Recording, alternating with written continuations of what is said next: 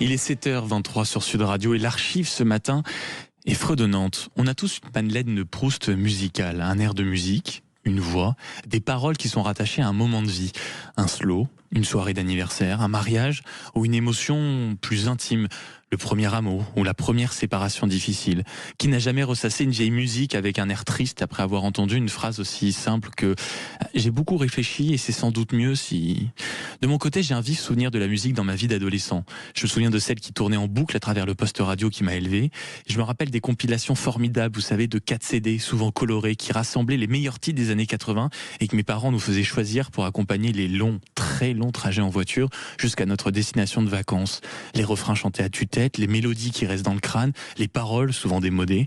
Mais il y a aussi les chanteurs et les chansons qui coupent le souffle, celles dont la première note installe un silence dans la pièce. Quelques fractions de secondes qui suffisent à identifier des mots bouleversants, un son de voix qui immobilise nos moindres faits et gestes.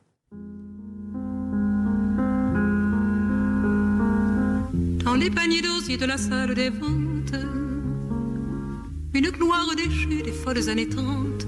Nous sommes en 1969 et c'est la chanteuse Barbara qui reçoit chez elle. Cette semaine, c'est l'anniversaire de sa disparition. Enfin, en tout cas, si l'expression convient. Elle aurait eu cette année 95 ans. Combien de chansons a-t-elle écrites pour nous immortaliser? Göttingen, Nantes, Drouot que vous entendez en fond, Ma petite cantate, L'Aigle Noir, dit Quand reviendras-tu ou encore Ma plus belle histoire d'amour. C'est vous.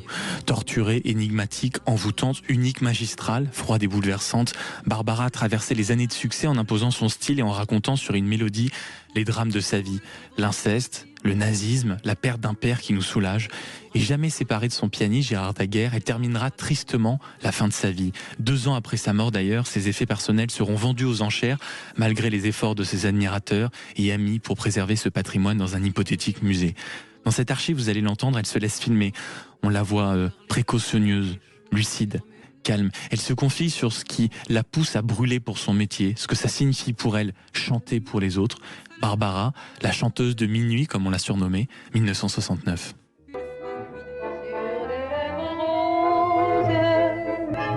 Je ne connais pas de joie plus grande que celle de donner, de se sacrifier, de se dépouiller pour ce que l'on aime ou pour ce que l'on ne connaît pas, quelque part. Vraiment, je ne connais pas de joie plus grande. En fait, je pense que tout est amour. Enfin, ma religion, c'est l'amour. Si je n'avais pas chanté, sans doute j'aurais été bonne sœur ou putain. Je crois qu'il faut se brûler.